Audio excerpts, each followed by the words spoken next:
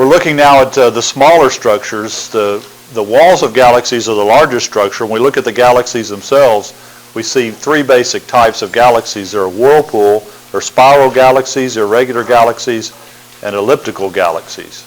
The most common are the irregular galaxies, but because the whirlpool galaxies or the spiral galaxies are so photogenic, they get all the attention, and when they're the minority. Most galaxies are just globs of stars. Sometimes they form cigar shapes as elliptical galaxies and so on. So this would be an irregular galaxy.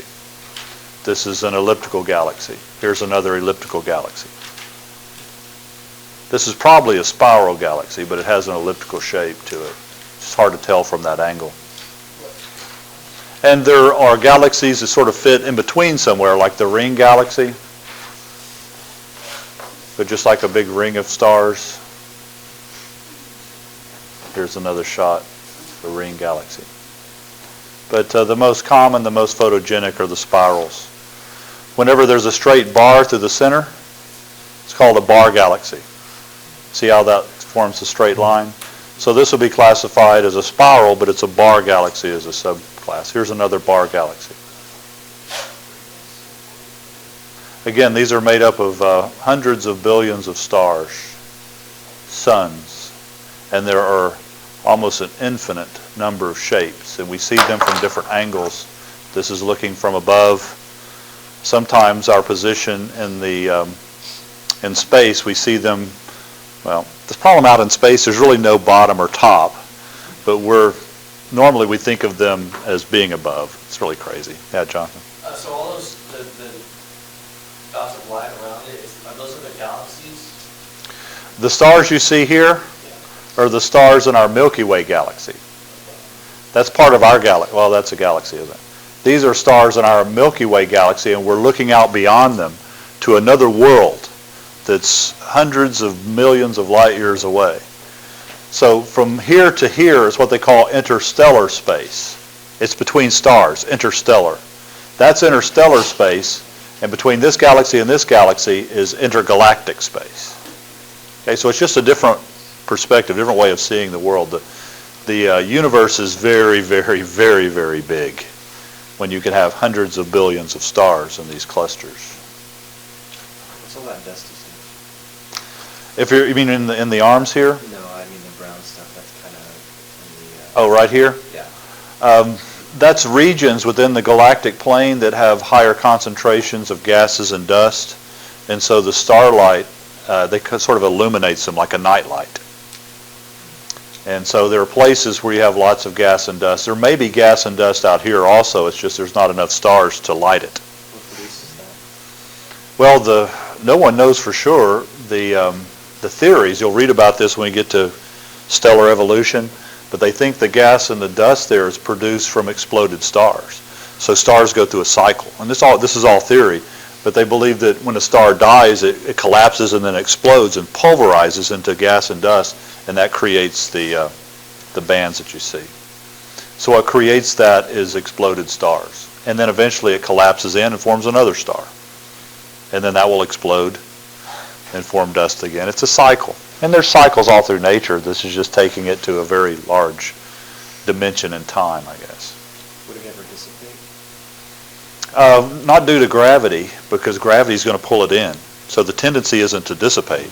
The tendency is to collapse and form a new star. Oh, so it wouldn't just collect and collect and collect until it was just a giant dust cloud in space? Well, it's the dust is because you're sort of in an intermediate state. If we come back, and again, I'm talking about this and you think, well, Professor Spencer believes that. No, I don't believe this. I'm trying to answer the question. You're talking about something that's not what we actually see, but it's explaining the cause of it. And in stellar evolution, it's something that's produced whenever the star collapses in on itself. And whenever it continues to collapse, because there's no anti-gravity. We talked about this last time, no anti-gravity. So if given it a long enough time, it will continue to collapse until it becomes very, very hot, and that's what a star is. And then it'll burn its fuel, which is mainly hydrogen in thermonuclear fusion. It'll burn its hydrogen until there's enough helium that it causes the engine to shut down. Then it cools and it contracts very rapidly because it's cooling. Like you notice in the wintertime your tires go flat? You ever notice that? Now, isn't that odd? Why do your tires lose air in the wintertime? I want to know that because that's really bizarre. They're not losing air. The air is getting colder. And because the air is getting colder, the atoms aren't vibrating as hard like they are in the summertime, so they're not pressing your tire apart. And so as the star is collapsing, that gas pressure forms from the heat actually holds the star out until it's burned up enough of its fuel. Then the fuel causes the engine to shut down. When the engine shuts down, it gets very cold and it collapses immediately on itself and it explodes outward in what's called a supernova. And when that occurs, it just scatters the dust in a nebula throughout space. That's just one part of it. And then through enough time, each of those dust particles will begin to collapse back in on itself and it'll form a new star. And so what's happening are two principles in nature. One is gravity, which is pulling them in, and gas pressure, which is holding it out. And it's a battle that takes place. If you ask a scientist, why is our sun burning at such an even temperature, which is very important, isn't it? Mm-hmm. Isn't it important that our sun is burning at a very even temperature? It's that perfect balance between gas pressure and gravity that's occurring within this thermonuclear fusion engine. If I didn't believe in God, I would be terrified studying. I wouldn't even study science because it would be terrifying. All the sun would have to do is change its output just a tiny fraction and we either be toast or popsicles. It's just, I guess they just don't think about it because it would be a terrifying. You've seen all those movies that Emerald's or the Emmerich's producing, you know? It's what they call destructo porn. Is it...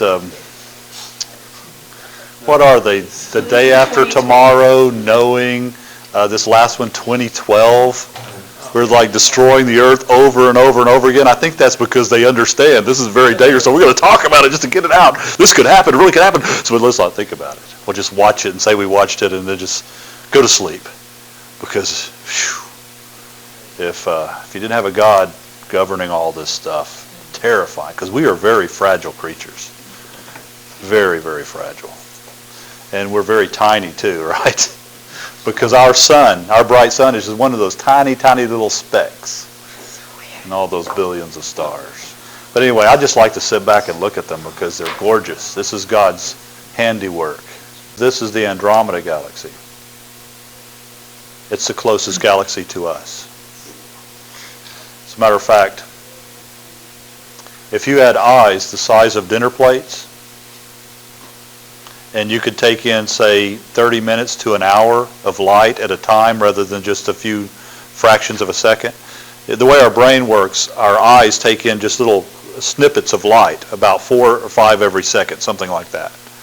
But if you had eyes the size of dinner plates and you could take in not just a fraction of a second of light at a time, but you could take in an hour of light. If you've had a camera, well, maybe not. You guys are in the digital age. When I was a kid, we had these SLR cameras, and they had like a shutter, and you could change the shutter speed. Well, there's a bulb button at the top, the B. You push the B, the shutter opens, and it just stays open. If our eyes could do that, we could push a button on our ear maybe, and our eyes would stay open, and they would just start gathering light for an hour, and we had eyes the size of dinner plates. If our body was designed like that, and you walked out in your backyard at night, and you looked up at the night sky, you would see Andromeda with your eyes, and it would be 1/4 of the night sky. So think about that, from horizon to horizon, that's half, that's a quarter. Andromeda would be that big, and you would see it with your eyes. It's just because it's a galaxy and it's far beyond our Milky Way, our eyes can't detect it because they're so tiny. But if we had big eyes, you could see it. Crown of thorns, ring galaxies. This is Sombrero, or the warped galaxy, I think it's called. Is that right? Does it have the name here somewhere? I think it's called the warped galaxy or something because the galactic plane is warped. Anyway, this is interesting because you see 2 spiral galaxies, and it shows what they look like from different perspectives. If you think of like a frisbee, imagine a frisbee and you put the tennis ball through the middle of the frisbee. That's the general shape of a galaxy. And the tennis ball is what is called the halo region. And that's where the highest concentration of stars are. And then the frisbee are the spiral arms, or the galactic plane. And normally, when we see it from, quote, the top, which is not really a top out there, it will look something like this. There's a tennis ball, and this is the frisbee. When you see it on the side, this is the frisbee, edge on, and that's the tennis ball there. Okay? So that's the galactic plane.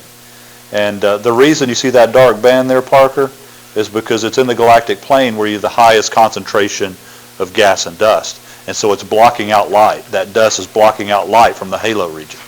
All right? Same thing here, Sombrero Galaxy. This is the galactic plane, and there's enough dust and gas that it's producing it. What's interesting is this is a light image, and this is infrared. This is an infrared shot. So it's kind of interesting that this dusty area is sort of holding a lot of heat. Here's another spiral looking at it edge on, so to speak. Oh, this is a distant galaxy. You can see that dark region where the gas and dust is blocking out the light. And this is our Milky Way. If you go out at night out in the countryside, several times I've been driving to Austin or to Houston late at night, and I get out on the between the big urban centers, far from all the light pollution, and I'm driving along, and I sort of glance out the window, and something looks weird. You know, what's weird? What is so weird? And so I roll down the window, and I'm looking. This looks weird. And I realize it's all the stars. I'm just not used to seeing a sky full of stars. Well, if you get that far out and you look up, you'll see a milky streak that cuts across the sky. It will look like clouds. It'll look like a band of clouds, but it's not clouds. It's stars. And this is what you see if you could amplify it. That's the halo region of our galaxy, the Milky Way. And this is that band, that dark streak you see through the middle. That's this. That streak. So where are we at? I think we're about 2/3 of the way out from the halo. Our sun is just an average, ordinary star among hundreds of billions of stars in the Milky Way. But if you imagine the tennis balls being the halo region, and then you go 2/3 of the way out, that's where we are in the galactic plane. So that's what it is. Yeah, we're looking in toward the halo. It's hard for us to tell because we're inside of our galaxy, and so it just includes the whole night sky. It's kind of neat if you get out in the country and you can actually see the Milky Way. If you look even closer, you can see that dark streak through the center. And just for a moment, try to imagine that that's our galaxy and we're just embedded in it. Just makes you feel really, really tiny. I once went to the observatory up in Denton, and they had a telescope that was trained on a view of the Milky Way. Right. It's really cool. Oh, yeah. When you have a telescope, you can see all that multitude of milky light. Yeah. So, Jonathan. the halo region, is that bright light, those are all stars? It's just a giant mass of stars. You can't even distinguish the different stars because it's just like a giant glob. That's a scientific term, glob. Globular. We're on the outside of the halo, yeah. And that's another thing to thank God for, I guess, because if we were on the inside, it'd be much too hot. And we only have a single star system, too. Most star systems are binary. I think we talked about that last time. Two suns going around each other, sort of this kind of thing. And we talked about Luke Skywalker lived on Tatooine or whatever, and it had two. If we had two suns, think about what life would be like. Think about your schedule, day and night cycle. Some days will be like 48, 58 hours long, and then other nights will be shorter. And if both the suns were on the same side of the Earth, guess what the temperature would be? If suddenly both, you can understand, it wouldn't be 110, it would be like 310. So yeah, we don't need two suns. One sun is plenty enough for us. Here we go. This is our Milky Way. The ancients called it the Milky Way because they believed it was a highway for the gods. So you could see Zeus walking on the Milky Way. Now today we think of it as a candy bar, I guess. Just kind of ruins it. This is infrared. This is an infrared photo of the Milky Way. It shows the halo region's very hot, but we might expect that, right? The being hotter because there's all the stars embedded in it. Anyway. This is a diagram that's showing the movement of certain stars near the halo region. They've been able to locate stars and watch them. And so they're not really moving directly toward the center. They're in orbits around the center of the halo. So is our solar system orbit around when we think about the spiral arms of the galaxy, whirlpool galaxy anyway, it's natural in our minds to think of them as moving. But what astronomers are saying now is that the arms aren't actually moving. It's such a slow process that it's sort of like, have you ever gone and watched Christmas lights on those houses? They have like computerized Christmas lights, and you see the lights moving across the roof of the house. Well, are the lights moving? The lights aren't moving. They look like the lights are moving across the roof, but it's not. We know what's happening. The lights are coming on and going off and creating kind of a wave. Well, they say that that's what if you could see a Milky Way, a spiral galaxy, and you could watch, whatever, a billion years, and see what it did, it would look like it's rotating around. But they say what's actually happening are the stars are being born and dying, like the lights are coming on and going off. It's not actually going to the center, or it is going to the center, but it's a much slower process. At least, that's what they say. That's what I've read. They may have changed their mind by now, but it's a very beautiful idea anyway. This is a Milky Way. Can we see that? Here's, Mm-hmm. yeah, it's not quite as vivid as you see here. But I was out at Winnsboro over Labor Day weekend, and you can see it out at Lake Winnsboro up near Mineola and Quitman, that area. That's far enough away from all the light pollution to see the Milky Way. It's not quite this clear because this is a photograph and they can layer the different images. But yeah, you can see it. Like I said, when you see it, it will look like a cloud. It'll look like you're looking at a streak of clouds across the sky, but 2 hours later you look up and the clouds haven't moved. Next night, they haven't moved. They're not moving. It's always in the same place because that's not a cloud. It's a Milky Way. It's our galactic plane. Yeah, Scott? The darker, like in the darker area, like that dark brown area, are those stars, is that like what we see the light? You're talking about right here? Yeah. This darker region? Yeah. It's this. It's in the galactic plane where there's lots of gas and dust. And so it's blocking out the light. There are stars there, maybe as many stars as in the other parts. It's just because there's so much gas and dust, it veils it. It hides it. All right. They've been able to map the stars inside the Milky Way, and this is some of the earlier models of what our galaxy looked like. If we could go outside, say we could take a spaceship to Andromeda and look back on our galaxy, it would look something like this. However, more recent models are suggesting that the Milky Way may be a bar galaxy.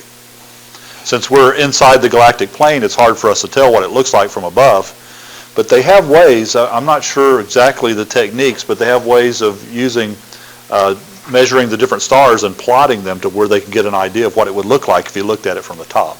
And this is their best model, as current model anyway, of what our Milky Way might look like. Yeah, we're here.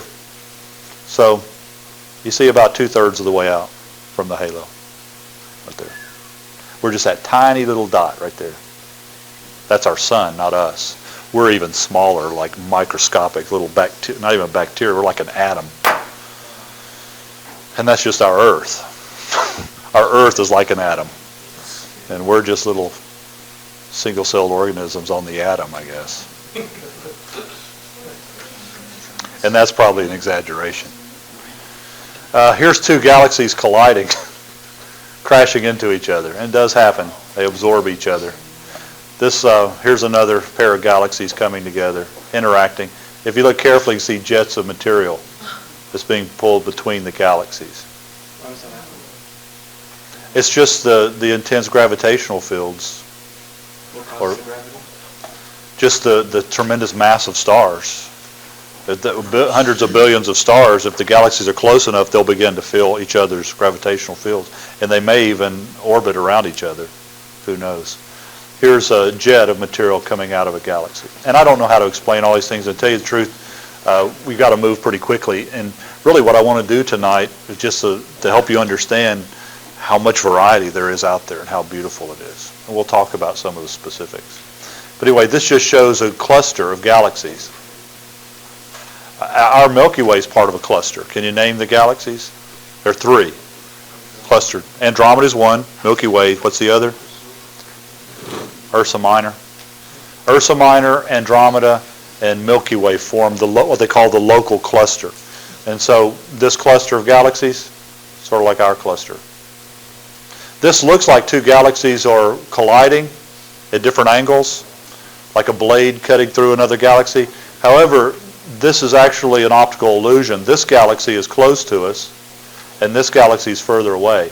But they're in line, and so when the light comes to us, it looks like they're penetrating each other, and they're not. Not sure how they figured that out.